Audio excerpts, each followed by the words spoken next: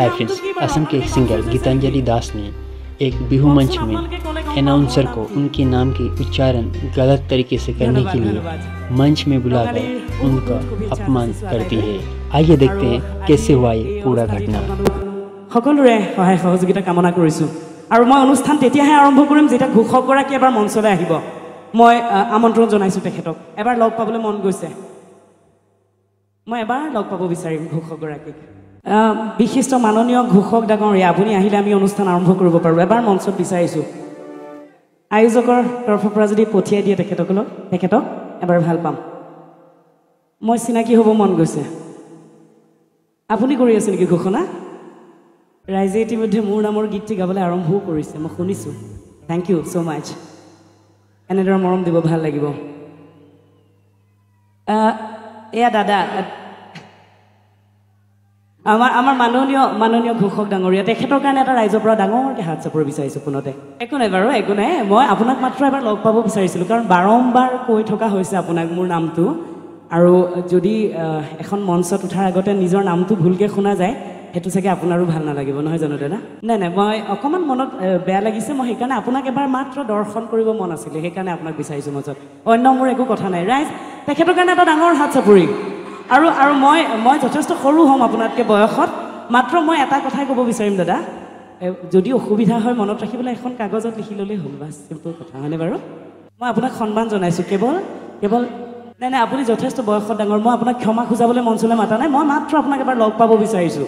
নাই, মই মনত একো লোৱাই নাই। মাত্ৰ মই ভাবিছোঁ যে কোনজন মানুহে মোৰ নামটো বাৰে বাৰেনো ভুলকৈ কৈছে। মই এবাৰ লগ পাওঁচোন অনুষ্ঠান আৰম্ভ কৰাৰ আগতে, কাৰণ মোৰ টীমৰ ফালৰ পৰাও কেইবাবাৰো কোৱা হৈছে যে মোৰ নামটো গীতাঞ্জলি বুলি। কিন্তু বাৰে বাৰে আপুনি যেতিয়া শেষৰ বাৰলৈকে মানে ভুলকৈ কৈছে, মোৰ তেতিয়া অকণমান বেয়া লাগিছে। জাষ্ট চিনাকিটোহে হ'লোঁ। আপুনি একদম বেয়া নাপাব দেই। নাই, নিশ্চয় বেয়া নাপাওঁ।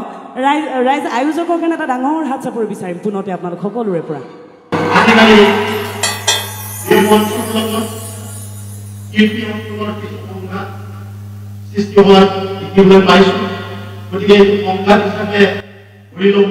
নাই, এয়া একেবাৰে সংঘাত নহয়। আপুনি মাত্ৰ মোক একো বেয়া নাপাব। মই হয় কেতিয়াও মই ভবাই নাই, মই কেতিয়াও আপোনাক তেনেকৈ ভবা নাই। মাত্ৰ আপুনি মনত একো বেয়া ভাৱ নল'ব। মোতকৈ আপুনি বহুত ডাঙৰ।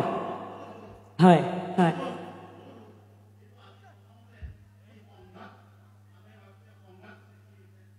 নাই ভবা। ৰাইজে ভাবিছে নেকি সংঘাত বুলি? নহয়, নিশ্চিতভাৱে নহয়, হয়নে বাৰু? আমাৰ আয়োজকেও যথেষ্ট কষ্ট স্বীকাৰ কৰি বিহুখন আয়োজিত কৰিছে আৰু আমাক আমন্ত্ৰণ কৰিছে। তাৰ কাৰণে পুনতে ধন্যবাদ জনাইছোঁ আৰু অনুষ্ঠানটি আৰম্ভণি কৰিছোঁ। धन्यवाद।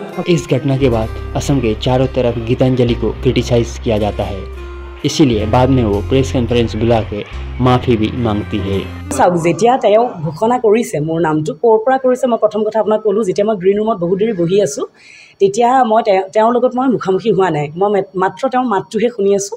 বাৰে বাৰে মোৰ নামটো ভুলকৈ উচ্চাৰিত হৈ আছে। মোৰ টীমৰ মানুহে গৈ পেলাই তেখেতক কৈছে, কমিটিৰ মানুহেও গৈ পেলাই কৈছেগৈ।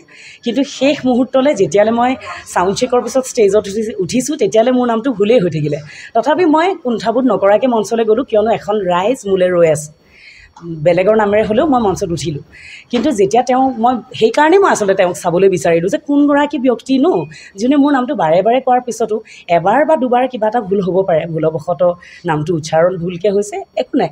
কিন্তু যেতিয়া প্ৰত্যেকবাৰে ভুল হৈ থাকিলে, মই সেইকাৰণেহে তেওঁক লগ পাবলৈ মোৰ মনতো এটা মানে ইচ্ছা জাগ্ৰত হ'ল। আৰু সেয়েহে মই তেখেতক, যিহেতু মই তেওঁক দেখা নাছিলোঁ, গ্ৰীণ ৰুমতো নাই বা তেওঁৰ লগত মোৰ মুখামুখি হোৱা নাই, সেয়েহে মই আচলতে মঞ্চত তেওঁক বিচাৰিছিলোঁ।